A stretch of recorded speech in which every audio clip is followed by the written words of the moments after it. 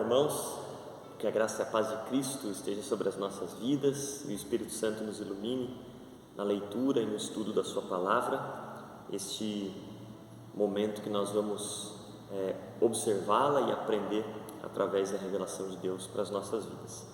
Hoje nós estamos gravando e fazendo o último estudo de uma série que foi iniciada pelo seminarista Jackson, cujo tema principal foi a Páscoa, a morte e ressurreição de Cristo, todos os seus aspectos e aplicações e implicações para as nossas vidas. E hoje nós vamos encerrar, portanto, esse tema lendo a carta aos Hebreus, no capítulo 12, versículos de 1 a 3. Hebreus 12, de 1 a 3. O objetivo hoje é que a gente possa compreender como nós vivemos a partir da ressurreição, o que muda na nossa vida, e o tema proposto é justamente isso: Jesus ressuscitou, e agora? Façamos a leitura de Hebreus 12, de 1 a 3. Portanto, nós, visto que temos a rodear-nos tão grande nuvem de testemunhas, desembaracemo-nos de todo o peso e do pecado que tenazmente nos assedia. Corramos com perseverança a carreira que nos está proposta, olhando firmemente para o autor e consumador da fé, Jesus, o qual, em troca da alegria que lhe estava proposta, suportou a cruz, não fazendo caso da ignomia, e está assentado à destra do trono de Deus. Considerai, pois, atentamente aquele que suportou tamanha oposição dos pecadores contra si, para que não vos fatigueis desmaiando em vossa alma. Amém. Que Deus seja louvado pela sua palavra. Queridos, a carta aos Hebreus, ela é direcionada, como o próprio nome já diz, a hebreus, israelitas, mas especificamente um grupo de irmãos que formava a igreja dos hebreus, ou seja, aqueles irmãos que, vindo de tradição judaica, se converteram ao cristianismo quando o evangelho lhes foi apresentado, receberam a Cristo como Salvador das suas vidas. E agora o autor dessa carta está dizendo a eles que eles precisam permanecer perseverantes, que eles precisam permanecer firmes diante das tribulações, das provações, imitando o exemplo de Cristo. Mas antes de chegar ao exemplo de Cristo, o autor da carta, também conhecendo toda a história do Antigo Testamento, ele vai trabalhar no capítulo 11 todos os, vamos dizer assim, pais da fé, aqueles que primeiro deram testemunho da obediência, deram testemunho de uma vida dedicada a seguir a Deus e os seus propósitos.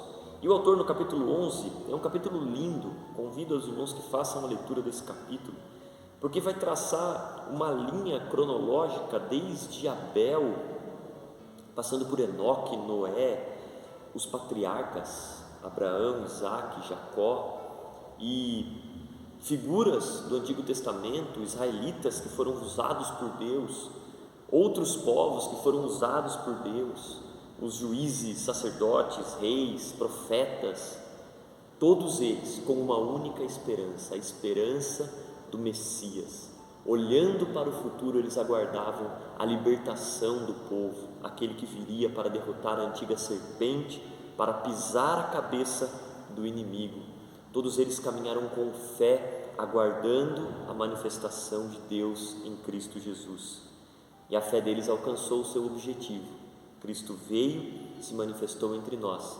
E tudo o que Ele fez, a sua obra, especialmente a morte e a ressurreição, que já foram muito bem trabalhadas nos outros vídeos, nos fazem agora olhar para Cristo, não mais como quem olha para o futuro, aguardando que Ele venha para nos salvar, mas para aqueles que sabem que Ele veio, que Ele morreu e ressuscitou, uma verdade, um fato, uma convicção para a nossa fé.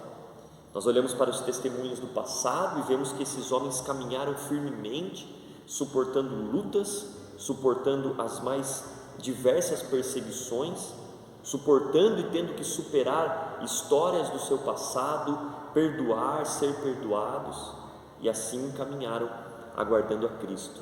mas nós já recebemos a Cristo. Cristo já morreu e ressuscitou, nos dando a salvação pela remissão dos pecados. Cristo vive, Cristo reina para sempre. Essa é a mudança na história. Aqueles homens aguardavam o Messias no futuro, nós já tivemos o Messias revelado entre nós e olhamos para Ele agora com convicção de que Ele é o sustento, o suporte para a nossa fé.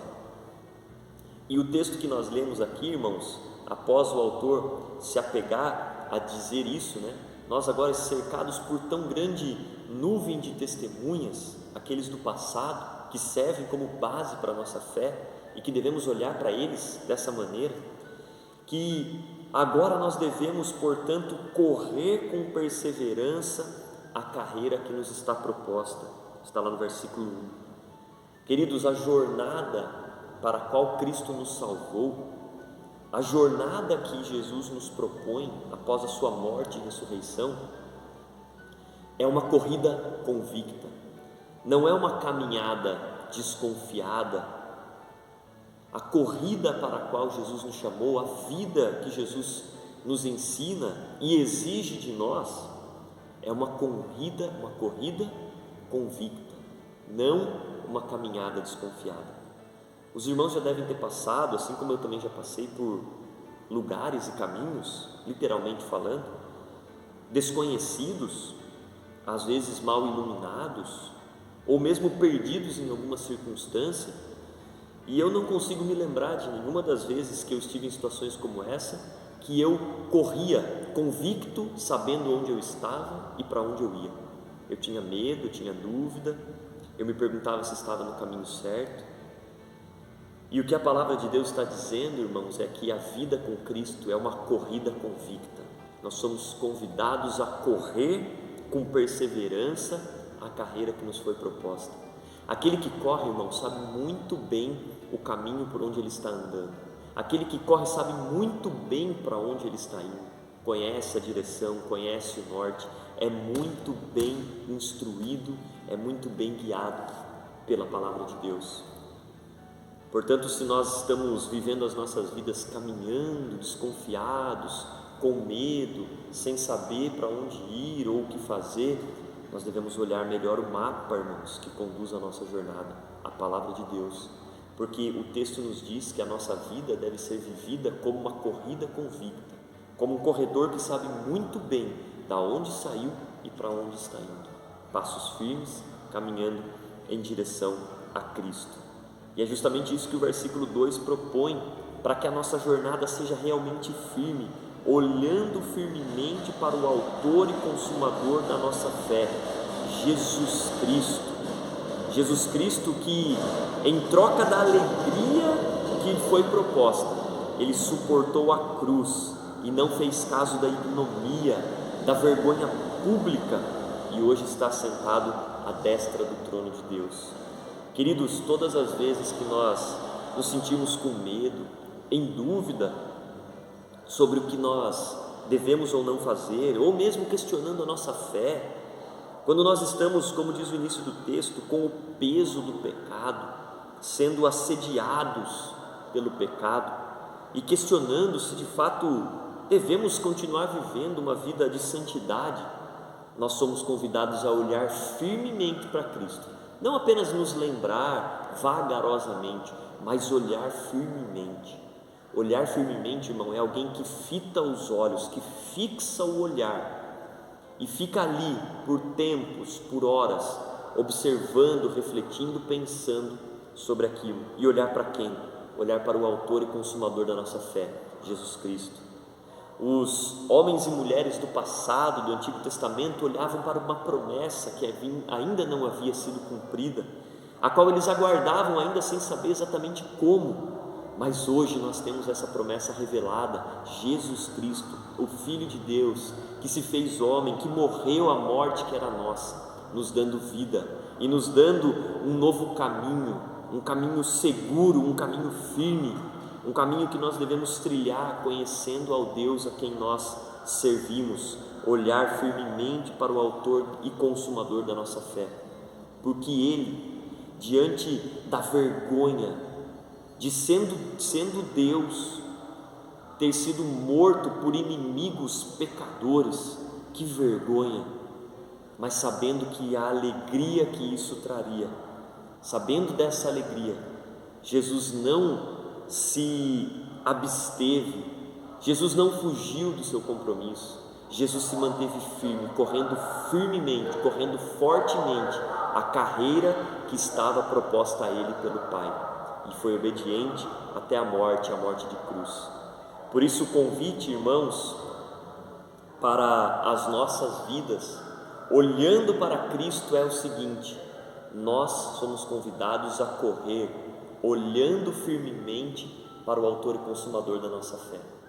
A vida cristã, aquilo que Cristo nos deu na sua cruz, não é uma caminhada desconfiada, como quem não sabe o que está fazendo, para onde está indo, mas é uma corrida convicta, olhando firmemente para Cristo.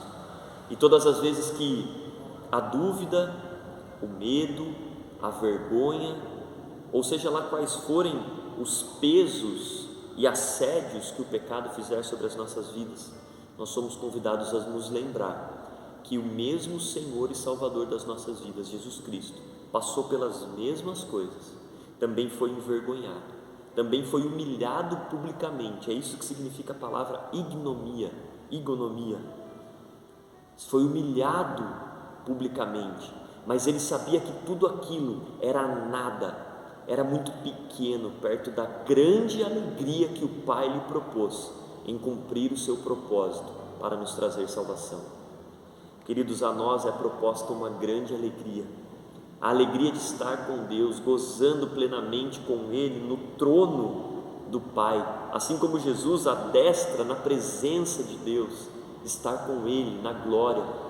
Nós somos convidados a essa mesma alegria, mas não vamos mentir, porque na jornada que nos foi proposta também passaremos por humilhações, perseguições, lutas, e em todas essas circunstâncias somos convidados a não olhar para elas, para as situações, mas olhar firmemente para Cristo, que passou pelas mesmas coisas e muito piores do que nós, mas Ele não abriu mão, porque a alegria que lhe estava proposta era muito maior do que qualquer coisa. As nossas vidas, irmãos, vão nos trazer propostas de abandonar o caminho. A cultura na qual nós vivemos, que prega que tudo é possível, o que importa é ser feliz, na verdade é uma grande armadilha que nos tenta tirar do caminho de Deus. A sensualidade, a prosperidade desvairada, o orgulho, todas essas coisas que num primeiro olhar parecem coisas boas, quando nós percebemos, estão nos afastando do caminho de Deus. E o que o autor da carta aos Hebreus está dizendo nessas circunstâncias: lembre-se da cruz de Cristo, lembre-se da cruz. Jesus morreu e ressuscitou, e agora? Agora é hora de correr firmemente, porque há uma jornada que nos foi proposta, uma vida de santidade, que nós devemos considerar para as nossas escolhas. Nós não somos mais pecadores, não vivemos mais o jugo do pecado, todo o peso do pecado, tudo aquilo que nos arrastava para a morte foi deixado na cruz, e hoje nós vivemos apenas aquilo que Cristo nos convidou a viver, carregar a nossa cruz, ou seja, nos lembrar que aquela morte era nossa e que agora somos livres para viver uma vida em santidade para o Senhor. A cruz de Cristo é o ponto inicial dessa grande corrida. A cruz de Cristo é o momento que nós nos encontramos com Deus e vemos que a partir de agora o caminho é novo, o caminho é vivo e o caminho nos leva para Deus. O caminho é Cristo. Somos convidados a olhar atentamente, firmemente para Cristo, para continuar a nossa jornada por essa vida. Assim como os homens do passado que olhavam para o futuro aguardando o Messias, hoje nós olhamos para a história, reconhecemos a Jesus Cristo como o Messias que veio para nos salvar e que nos deu vida. E agora olhamos para frente, olhamos para o futuro, considerando que tudo aquilo que Deus fez por nós em Cristo é suficientemente bom para a alegria que nos está proposta, da sua grande e preciosa presença, a gloriosa presença de Deus. Mesmo diante das oposições, mesmo diante das ciladas, mesmo diante da tentação do pecado, nós não podemos desistir, mas nos lembrando de Cristo, que para nós e por nós suportou a oposição de pecadores contra si mesmo, para que nós não nos cansássemos, para que nós não desmaiássemos a nossa alma, como diz o texto. Se nós estamos cansados, irmãos, se nós estamos enfraquecidos na nossa fé, se estamos questionando, se estamos tentados a abandonar e seguir por outros caminhos, somos convidados a olhar para Cristo e tudo que Ele fez por nós, tudo que Ele suportou por nós, para que Ele tivesse a alegria de nos ver viver uma vida nova, uma vida em santidade. Por isso, a cruz de Cristo é um convite para todos nós a viver firmemente olhando para Cristo, correndo como corredores convictos, sabendo ao Deus a quem nós servimos. O convite da cruz é um convite à santidade. Somos chamados a abandonar o pecado, porque para correr é necessário estar livre do fardo e do peso do pecado.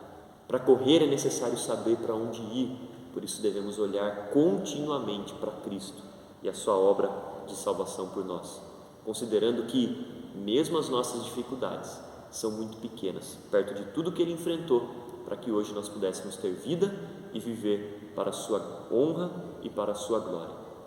Que o Senhor possa nos conduzir a viver essa vida, irmãos, em santidade, convictos da vida que levamos, da vida que vivemos, sem duvidar, sem temer, porque Cristo venceu e nos deu a vitória.